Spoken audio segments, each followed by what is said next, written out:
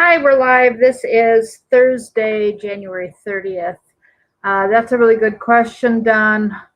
If Justice Roberts is going to deny letting the whistleblower testify, what kind of trial is this? Doesn't the accused get to face the accuser in common law? I thought that's, like I typed in there, that I think that's a very righteous question. That's certainly appropriate in my opinion, and I wish one of our senators would ask that question. Is today the last day for asking questions, or are they doing it another day too? I've had so much going on here at the house. I was listening to the trial just before we started, but I haven't been able to do more. And I don't understand when everybody's answering questions, they come up to answer and they've got their notebook open and they're reading answers as if they had the questions ahead of time and had a chance to prepare their answers and knew what was coming. Is that your understanding of what's going on? Seems a little odd to me. I just really don't understand how this process is working either. So I see things happening in the chat on my phone that I do not. There we go. So we've got 35 people here. I'm going to stick up the banner for Larry's PayPal account. And then Ellie is going to join us. She is doing something right now, and she'll be with us as soon as she can get here. Diane, I don't know. I know there was a White House press briefing this morning with Kellyanne, somebody in a military uniform, and there was somebody else who was health related. No, I'm not sure who it was. If it's the CDC calling for a world emergency, I do know that in the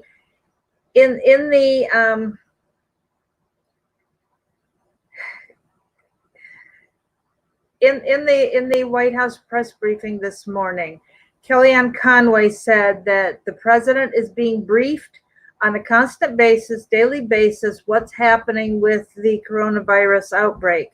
And he will make the appropriate response at the right time. So I heard that there was a confirmed case in Chicago a day or two ago, and Diane just texted me and said that she had heard that it has now transmitted person to person here in the US. Look, we know that emergencies happen. We know there are a lot of things. There are a lot of things going on that can happen in the way of natural disasters that can put a damper on our availability of food in the grocery store when they're doing things that they just bring food in, on a as needed basis every few days. If things happened, we do need to have, Homeland Security has said to have, a couple weeks, couple months of food provision of one sort or another. And I certainly have seen a lot of people, advertising that you can buy food through them. It seems to me that a lot of them tend to be hyping up whatever story is hyped to help them sell. But, I think they genuinely care. And it's a wise thing to have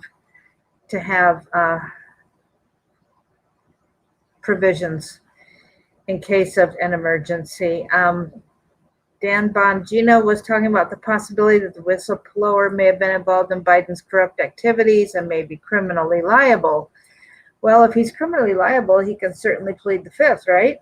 I would imagine. I don't know for sure. World Health Organization is saying it's a global problem. So let's see. I'm scrolling up. I was attending to a couple other things. I need to watch for Ellie joining me. So, and I don't know that they're going to actually end the coup tomorrow with their vote. This is just part of the coup. They are still trying to overthrow our presidency altogether. So I think the coup will continue even if the impeachment this round has stopped. And as soon as it's dismissed, then of course they'll just go back in the House and start again. I'm sorry the screen is black, Sherry. It's not here, and I don't know. Yes, Judge Roberts dismissed Rand Paul's question. I don't know what the question was or why. I came on right after that had happened and saw a quick thing about it. So an update on Larry. I got word from Mark. He had talked to the nurse. He talked to a nurse, and they said he was stable today. And they were planning to do some things that indicated that maybe there's some improvement, which is what I texted to some of you. And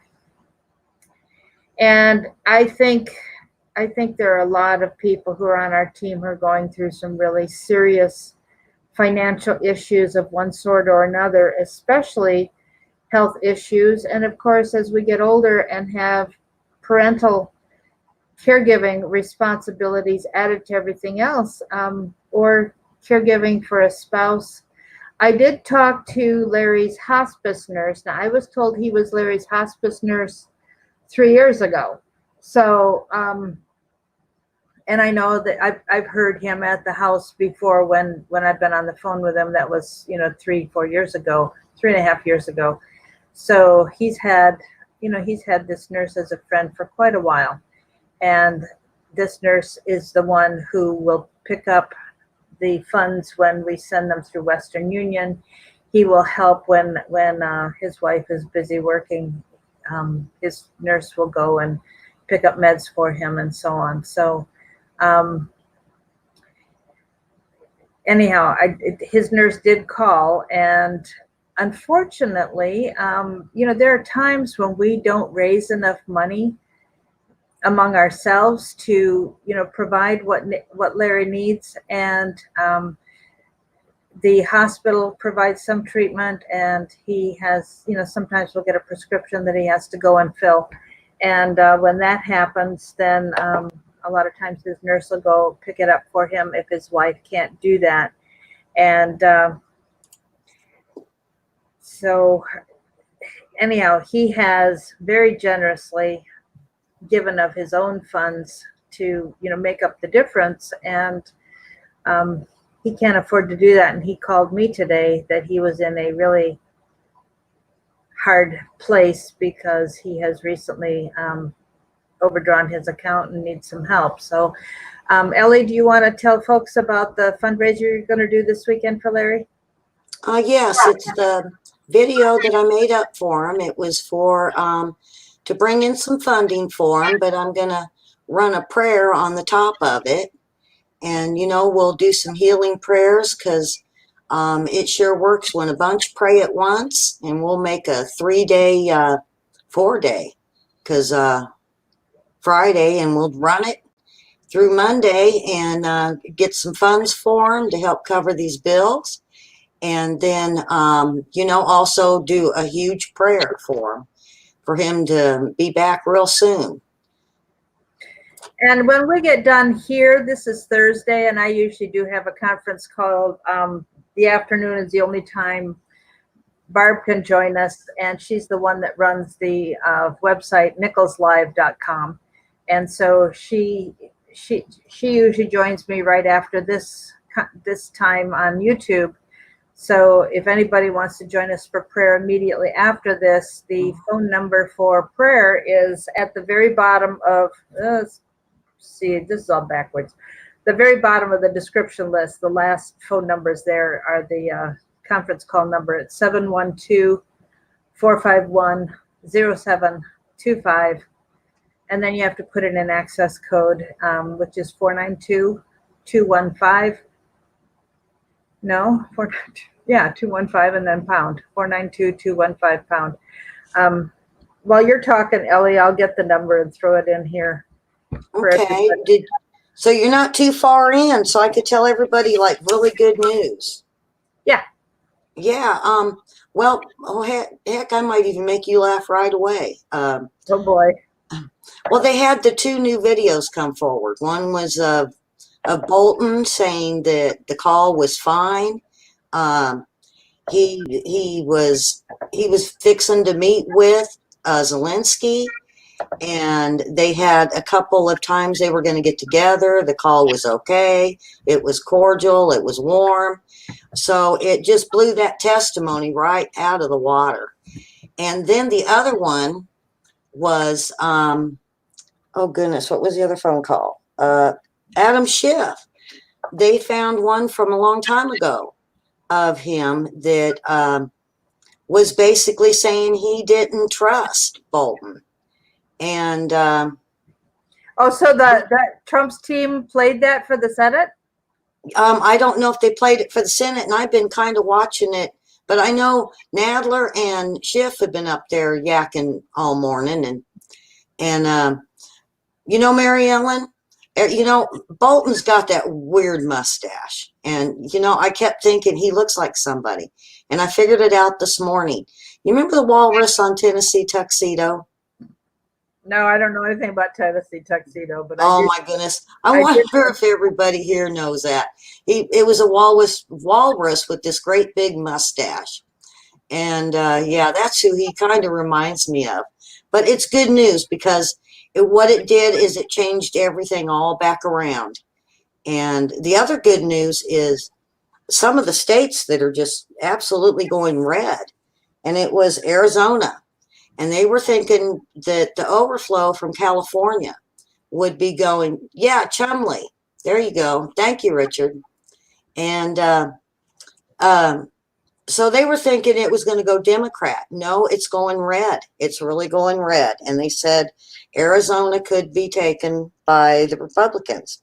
New Jersey, since the rally, it's gone. They're saying 65 to almost 68%. Republican now, where it was real close to the Democrats taking it. Florida is another one. They're giving Dan Bongino the credit for campaigning and being there. So you know, it looks like Florida. The Wisconsin is now red, and the greatest news is Utah. We've taken it with 68% at this point. So we're getting some states. So it's looking pretty good, looking real good. So I'm going to have to call my senator. Tristan Holland was my representative from my district, and he's now a state senator. And oh, good grief! What did I see in the news this morning that he's done?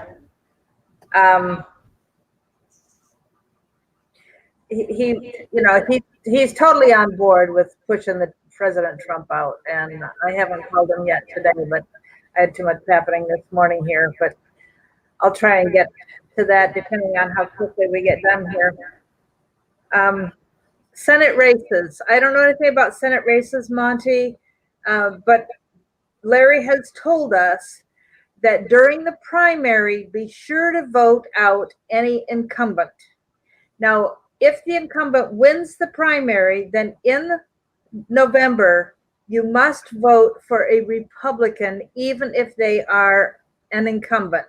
This is the one and only time that Larry wants us to vote for an incumbent, because we have got to keep the House and the Senate. Mm-hmm. So pressure can be put on them to cooperate with our president when he wins, because we can do that. Now, we know that we didn't have a whole lot of luck with Paul Ryan being Speaker of the House because he was such a strong anti-Trumper. But as we gain more and more Republican seats, it will be easier for us to put pressure on the anti-Trump rhinos. And don't forget, folks, don't forget. You know, I listened to something this morning where Bolton got over $100,000 for 2 speeches. He was paid by, I think the guy's name was Victor Pinchuk, but I don't remember exactly the name of the guy, but one of the Ukrainian oligarchs who had donated $10 million to either Hillary or Joe Biden's foundation. I don't know if Joe has one, but probably does. I saw 2 different reports and they used 2 different names. So, you know, when you see discrepancy like that, you know, you have to dig a little deeper to find the truth about that. But this is what's coming out is the fact that there are so many people who have taken money from the Ukraine, who have taken money from all our foreign aid packages. They make millions in the stock market with insider trading that they are allowed to do and we are not allowed to do. They get the best health care that we don't have access to with Obamacare.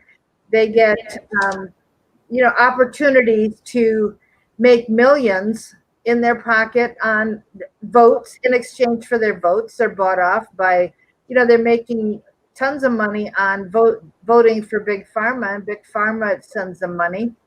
And don't forget, I've told you that I was told by somebody I met, and I prayed around the Capitol building with a congresswoman.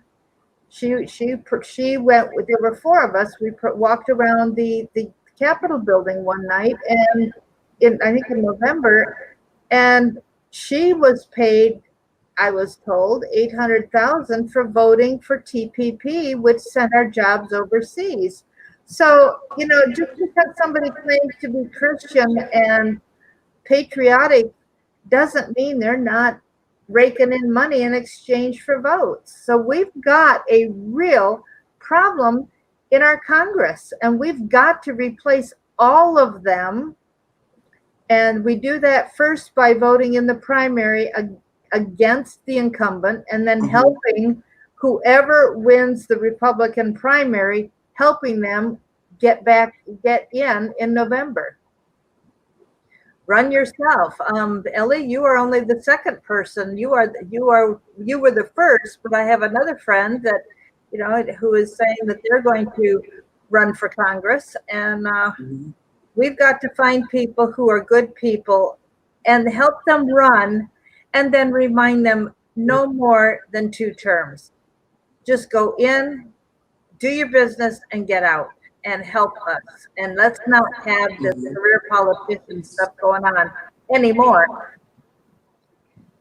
The other thing, Mary Ellen, they asked about the Senate races, and usually how they figure it out for like your news shows is, I'll give you guys a little insight on it. Normally, how we look at it is if there is so much for the president, usually on the ticket, and a normal voter or an average voter will vote like a full Republican ticket. And so they'll vote for the senator the same way, the congressman for the same way. So as we pre-look at it, we can almost do an average on what the senators, congressmen, and the rest of the ticket will do. Hardly ever does anybody change a vote just like for a senator or a congressman. And so we're really able to figure it out on the averages of, you know, where the senators and the Congress go. So now if we're looking at really high approval ratings for Trump, which I'm putting it right about 58, because I look at different polls and then I work out my averages. Does that even include Democrats then? You're doing a national poll that includes everybody? That's how I put it. Wow. Now that's an approval rating. That isn't a voter rating, okay? That's just saying that 58% of the country does approve of what Trump's doing in his plan. So if he is getting that, so 58% of the country is probably going to be our Senate and our Congress. But, you know, as we get closer, those numbers could fluctuate. And then on election night, what they do is they reset them. and they try to set everybody kind of 50-50 on it and start from there. But as we look, how I see it with my numbers is it's going to be probably, I'm going to give Trump and our senators and congressmen about 52% at this point. Even though his approval rating's really high, you still got dead hard Trump haters. So, that hurts him a little bit. So I think we're sitting good. I've noticed when the president tweets, whenever I check what he has said, because I get a ding on my phone when a tweet has gone up. There's some guy named Joe somebody that, man, he is such a nasty, foul-mouthed Trump hater. And it's so frustrating, to see comments, and there'll be 1,000, 2,000, 3,000, 5,000 comments, and the one that's up at the top is the gross one. It's frustrating. And it's hard to know. I find it hard to know how to answer. And, and Larry's whole opinion on that is when somebody is that hard-nosed, you can't win them over, so let it go and don't say anything. Because if you start to interact with them, then they come at us so viciously that, we don't need to be taken down and depressed like that. The Kudlow is a really good economist, and he's even coming out with numbers that for the the trade that we've got going and everything that's been signed in, and he's saying that once we can get Canada to sign on, that the farmers are really going to be just surprised, and it could bring the dairy farmers back in. So it's going to make AOC mad, but the dairy farmers are coming back, and not to mention the manufacturing jobs. And they're already starting to open plants, just quite a few. I think there's 3 major plants going in the United States. And he was saying close to 600,000 jobs just manufacturing, and thousands of farm jobs for, if the migrants want to do it and beat everybody to it, that's fine. Everybody needs a job and they need to work. So we're talking, there could be a big boom in not only in the job market, but the economy itself. And Trump, I don't know if I've mentioned it on y'all's show, but Trump wants to cut middle tax by 14, maybe 15% real soon. That is also, we're going to see a big boom in our economy, and maybe we can get this deficit down. Boy, wouldn't that be a fulfillment of some of the things that Mark Taylor has said? That'd be great.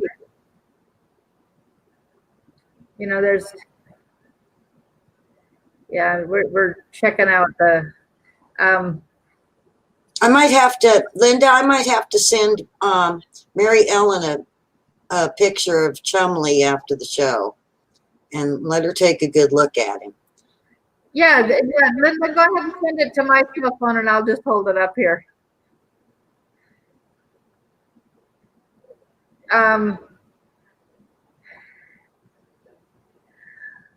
Let's see. Monty, you're right.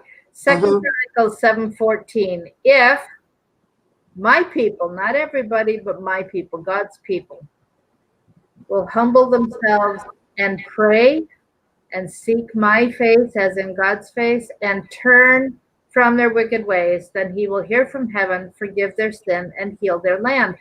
And my cell phone, Linda, the 240-499-6729. I was finishing up reading Romans this morning, and I was struck by what it says at the very end. There's the personal note where he's greeting certain people, say, greet so-and-so, greet so-and-so, say hello to this person. They risked their lives for me. We are, everybody should be grateful for them. Greet Mary, who worked very hard. These people are outstanding. They're fellow workers, tested and approved. These women work hard in the Lord. They work very hard in the Lord. You know what he doesn't say? How much I appreciate what a prayer warrior they are. He doesn't say that. He's talking about what they do. Now, we know what we do has nothing to do with our salvation and our being welcomed into heaven, but we're not just supposed to sit back and say, I have faith in Jesus. That's not enough. We are to do works that are befitting our faith.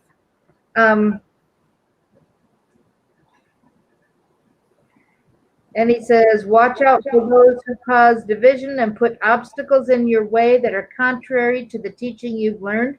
Keep away from them. By smooth talk and flattery, they deceive the minds of naive people. Everyone has heard about your obedience, and I'm full of joy over you. I want you to be wise about what is good, innocent about what is evil. So that's the end of that's Romans 16. I just was struck by that because as I was reading through this list of names to thank them for what they had done, I just was thinking about everybody I see in the chat every day. I was thinking about the people I hear on the conference calls. And I want to take a minute or a few seconds to say thank you to all of you. Everyone who has donated to Larry, everyone who has prayed for Larry, everyone who has wanted to donate but can't, and then will ask God to lay on somebody else's heart to give what you wish you could give. We can pray it in. But we're also begging everybody to find a way to get involved in this election because it is so very, very important. Of course, I'm in limbo right now. I'm planning to move, and I thought I'd have been moved by last June. So I'm a little frustrated and wondering how much longer I'm going to be here and what do I need to do to get involved in politics here when I thought I was. There's so much you can do. You could put the signs up and then your bumper sticker. I mean, can you imagine someone seeing, no socialism, and they're stuck behind you at a red light? They're going to think, they're going to think on that, never socialism. And, like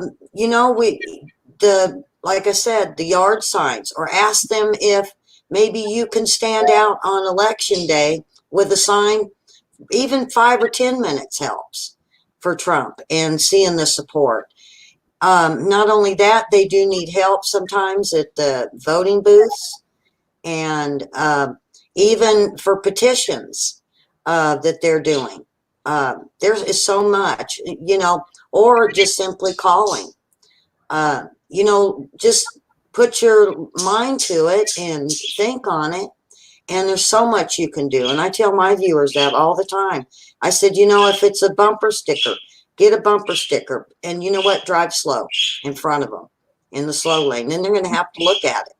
And we got to get these people thinking, Yep. Yep. Yeah. The more we get, because remember, once the primary is over, the Democrats are going to pretend that they're no longer left-leaning and they're going to start moving to the right. And they're going to pretend like they're moderates. And this whole concept of never socialism will constantly get lost. And they're going to think that we're nuts for talking about it. So now is the time to be getting this word out. Now, right now. So let me see this. Oh, okay. So let's see. There's Chumley. Yep. Doesn't that look like Bolton? Well, head scratching. The paint fumes aren't getting to her today. No. I actually got outside to interact with somebody today and opened the window for a little bit despite the cold. So, as these things outgas fumes are less and less. So, yeah, James was trying to get me laughing. He's pretty funny here in the chat, but I've got a little more self control today.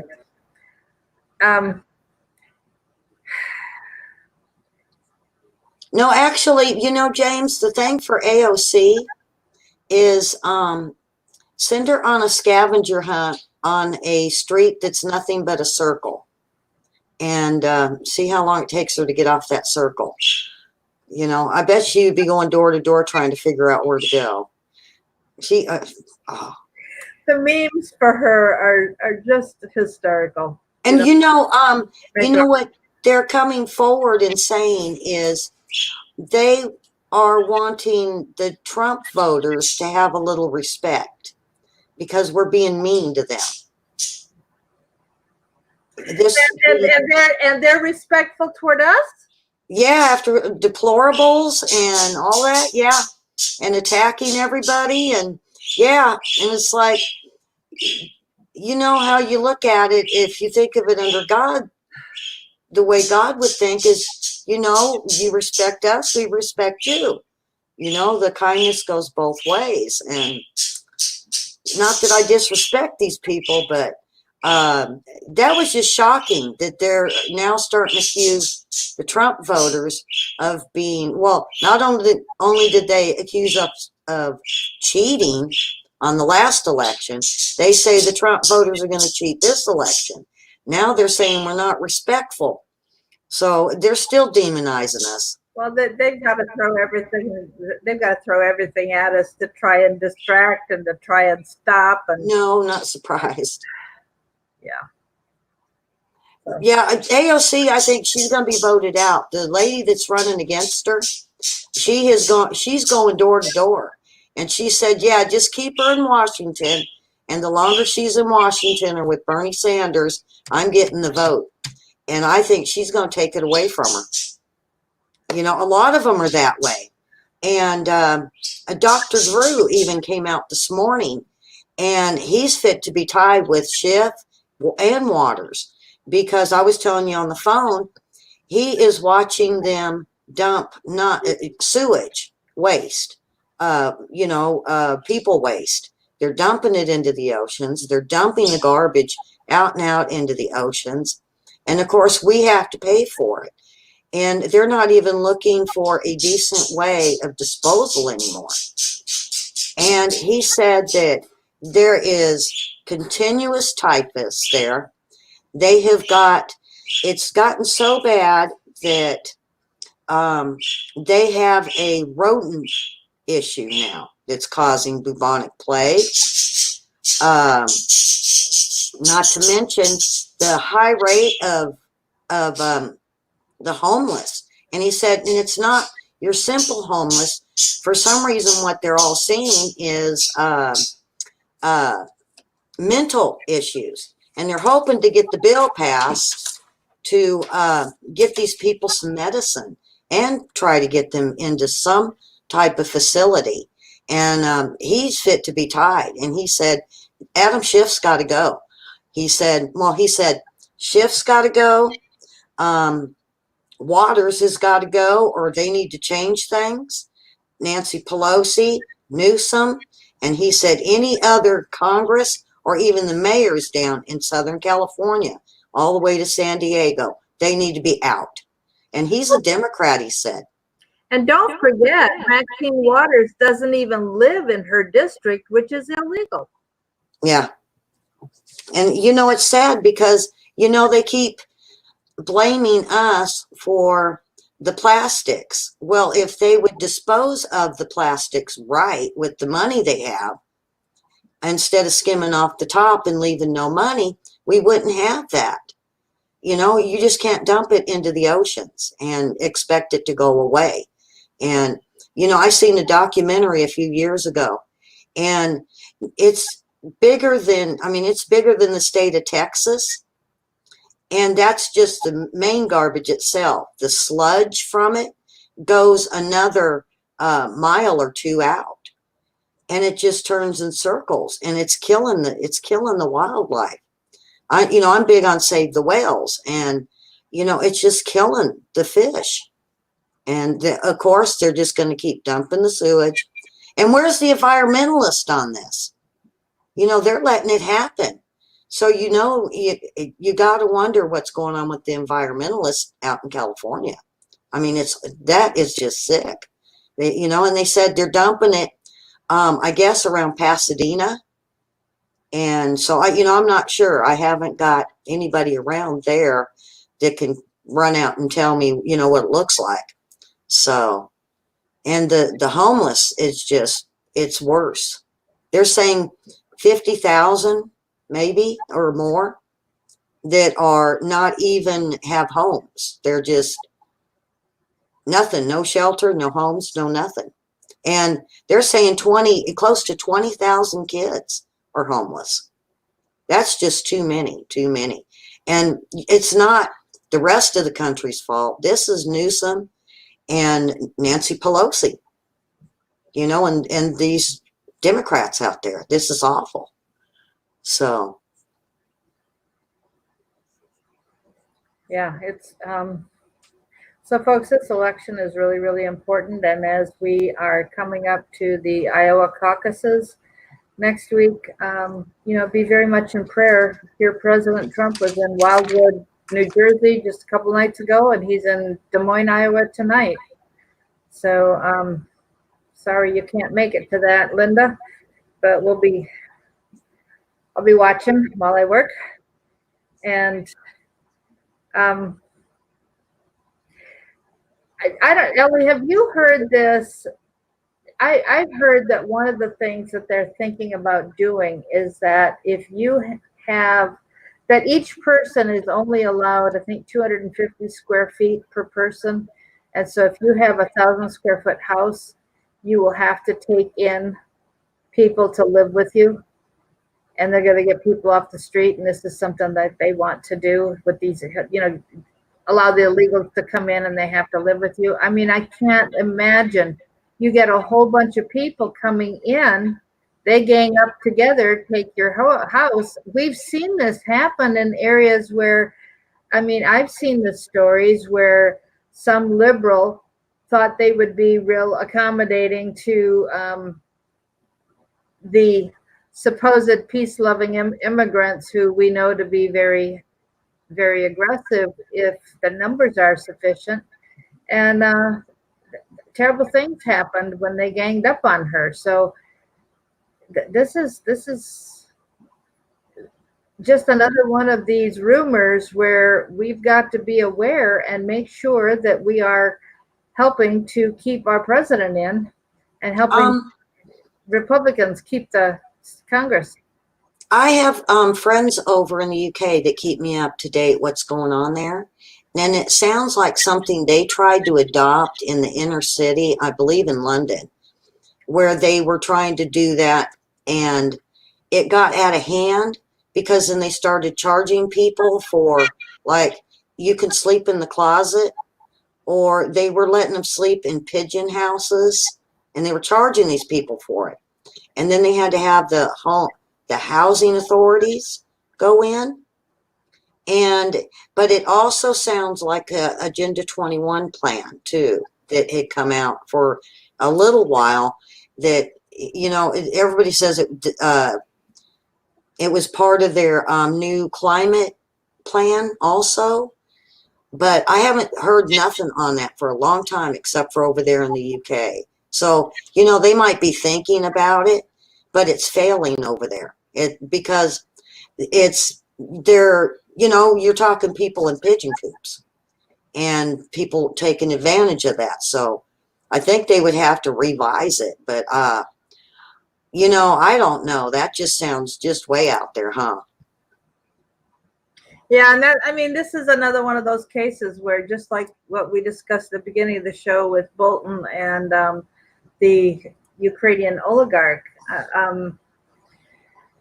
we can hear all kinds of crazy things. And it could be that the discussion was being held because it's happening in England and somebody was claiming that it was happening here because they got the story mixed up. Don't forget the story, the game called gossip or telephone, where you whisper somebody has a sentence and they whisper it to the person next to them and it gets all the way around the circle. And by the time you get to the beginning again, it's completely different. I mean, I played that at women's retreat at the dinner table, and I think there were at 10 or maybe 12 of us. And by the third person had not heard it correctly. And of course, it went from there, because we all went afterwards what we had heard. And by the third person, the message was garbled. That's what happens with CNN, but they get their phone call and they hear it from Sesame Street. So it's all messed up by then. Oh, so all right, you're laughing. Oh my, oh my, oh my. Yeah, I'm sure David Icke has a whole lot to say about Agenda 21, Josephine. There's a couple of good documentaries on it, but you know, when it gets going on someone that I've never even heard of and they're like way out there, I try to stick to the stuff that for people I know on it. And you know who had the best one on it was Jesse Ventura when he did Conspiracy Theory. He did a couple of shows on it, and you know, because he goes out and looks. And I did one on the Agenda and UN here a couple weeks ago, because I had viewers that wanted to know why they were seeing UN in the United States. So I had to look into it. And so I did a show on it, and you know, I found his was about the best on, you know, kind of explaining it and what he found. And you know, I don't know how he was as a governor, but who knows? Who knows? That's something else I wanted to tell you guys about. I listen to Dave Daubenmire nearly every morning, and this morning was interesting because after his show, he had a time of prayer. He was in Maine, and they had a time of prayer with the team he had. And then I don't know, there had to have been at least, you know, 6 or so of them. They went to one of Susan Collins' local offices to ask, are you really an American? Do you care about America, our country, and our people? What are you doing? Why don't you support our president? They you know, and he videotaped it, and they didn't want it videotaped. And, you know, he was broadcasting live on Facebook, and they didn't want the camera there. And so he stepped back. He says, well, I won't put you on tape. It's no problem. You know, I won't aim the camera at you. But he was kind of upset because he said, you know, these people are supposed to be working for us, and we're not allowed to, you know, show who they are and what they're doing. And but his point this morning was, folks, we're taking you with us because we want you to see how easy it is to do something. So we don't even, with the kind of work Larry asked us to do, we don't even have to leave our home. All we have to do is pick up the phone, dial your congressman. Now, if you dial the mainline number, 202-224-3121, memorize that, 202-224-3121. That number I can type in here, 202-224-3121. Memorize that number and call your congressman. That does tend to be more the number for the House versus the Senate, but it's the mainline switchboard, and they'll send you to any congressman you ask for, any senator you ask for. If you want to talk to your own, it says error with that number. That's strange. There must be, maybe we've shut it down then. That's a good thing. Because let's say if you want to talk the Democrats cut the line, Mary Ellen. There are 2 senators for every state. And so if you say, I want to talk to my senator, they'll say which one, or they will give you both names.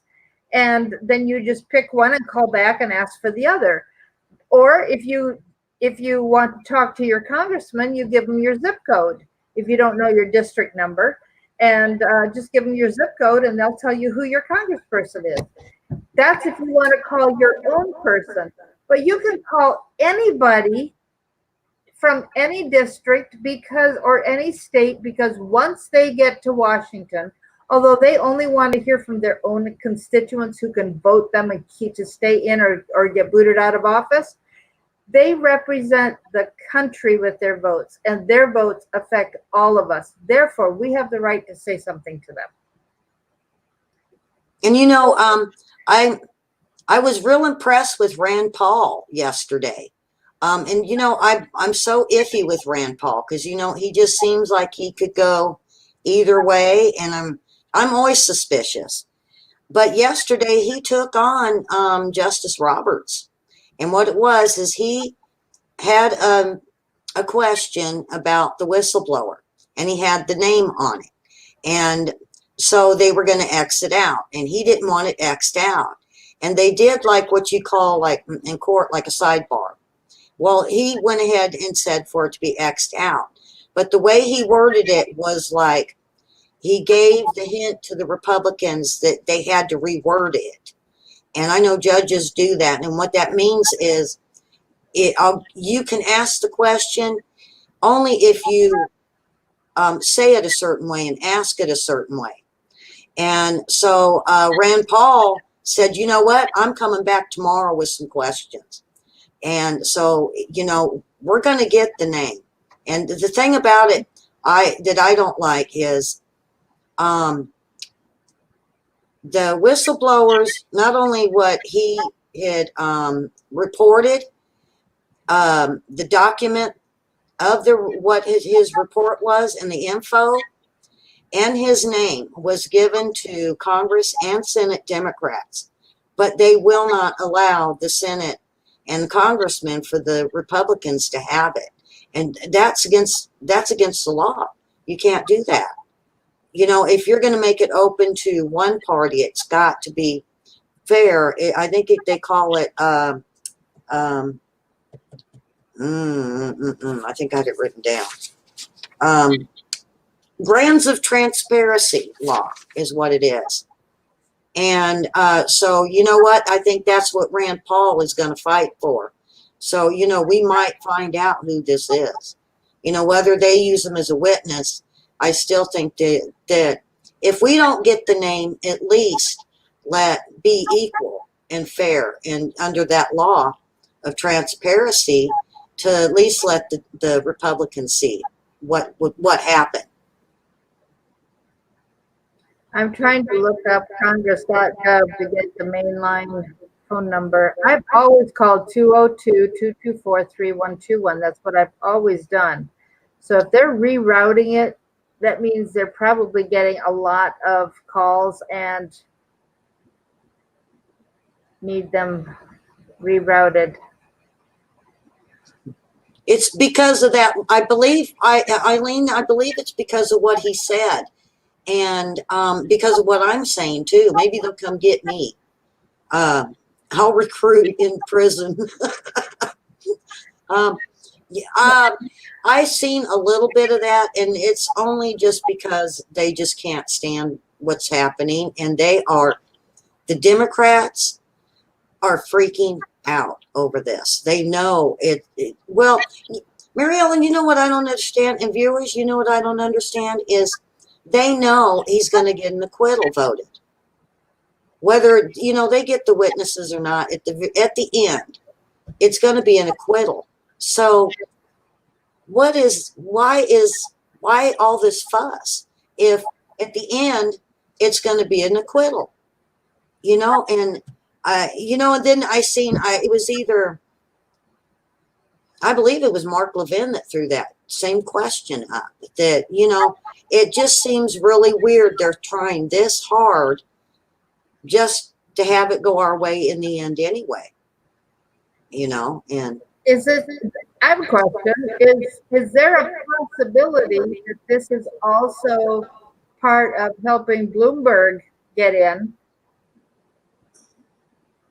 Because Pocahontas and Elizabeth Warren and Bernie Sanders and they have to be there. They have to be sitting there. But a lot of people, even though he's rising in the numbers, I think he'll get the independent vote like Ross Perot did, that third party.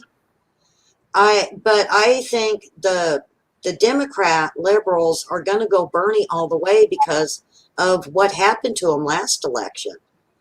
And I mean, Bloomberg, I just think people aren't going to go for him buying his way in.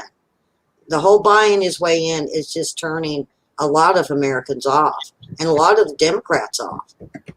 So, but, you know, we don't even know who's running independent. We haven't even heard, you know, there's nothing on it. What was it? Jill Stein, was it last time? Yeah. Okay. I'm bad with names. So, so that number hooked back up? Apparently, Senate.gov is how to find your senator. And what is House? Is it House.gov?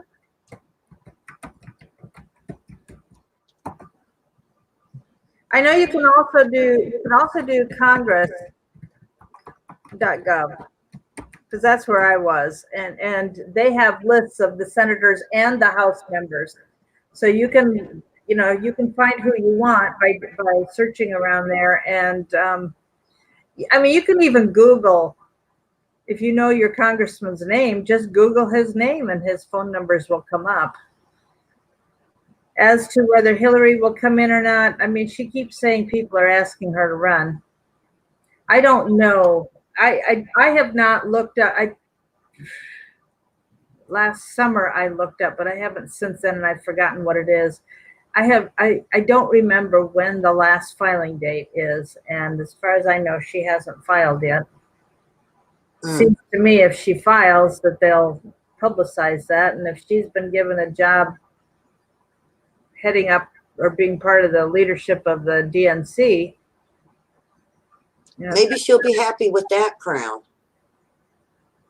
I think she just wants to be the head of something, you know, and I don't know. I think her and Pelosi are going to get into a cat fight because they're both just power hungry and they both want to be the top. So, and well, New York isn't the only state that determines who our president is. So, anything else to wrap up with it, Ellie? We did the Mitch McConnell behind closed doors. So, No, and the only other thing was the executive privilege that they kept bringing up. And I looked into it. Because they were sending it, and it's like both of them are saying something different. So when we look into it, when they went to seek executive power, come to find out, Nadler and Schumer decided that they were going to go to the U.S. District Court and block them from filing executive privilege. And see, that's something I didn't know. So I guess I know if y'all didn't know about that one, that's what happened. When they went to file the subpoenas, they were saying that he just refused it. No, they did. But when they looked at it, it had been blocked by the House of the Democratic Party and Senate by the U.S. courts. So, you know, that's what they do. They never planned on it. So, you know, that's just sad. It's really sad. So.